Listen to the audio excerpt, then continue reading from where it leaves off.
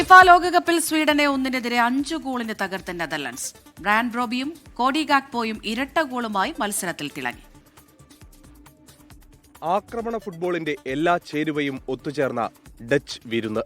സ്വീഡനെതിരെ തുടക്കം മുതൽ ഒടുക്കം വരെ നെതർലൻഡ്സ് മൈതാനം ഭരിച്ചു. ക്രിസൻസിയോ സമോവില്ലിക്ക് പകരം ആദ്യ 11-ൽ ഇടം പിടിച്ച സണ്ടർലാൻഡ് സ്ട്രൈക്കർ ബ്രയാൻ ബ്രോബിയിലൂടെയാണ് നെതർലൻഡ്സ് ഗോൾവേട്ടയ്ക്ക് തുടക്കമിട്ടത്.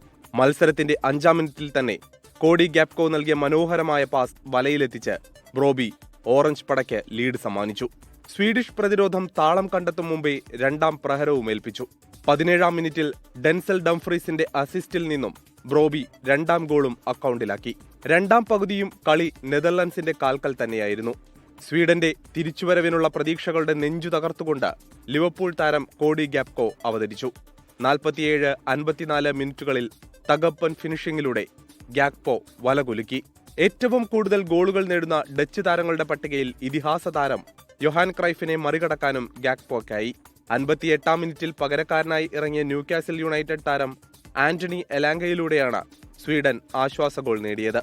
89-ാം മിനിറ്റിൽ ക്രിസൻസിയോ സമോവില്ലി കൂടി ലക്ഷ്യം കണ്ടതോടെ സ്വീഡന്റെ പതനം പൂർത്തിയായി.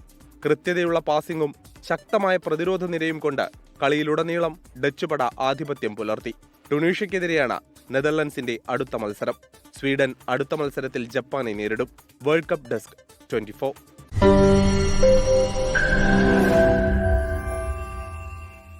ലോകത്തെവിടെയായാലും ഏത് സമയത്തും 24 വാർത്തകളും ഓഗ്മെന്റഡ് റിയാലിറ്റി പാക്കേജുകളും എക്സ്പ്ലെയിനറുകളും വിശദമായി കാണാൻ ഞങ്ങളുടെ യൂട്യൂബ് ചാനൽ നിങ്ങൾക്ക് സബ്സ്ക്രൈബ് ചെയ്യാം.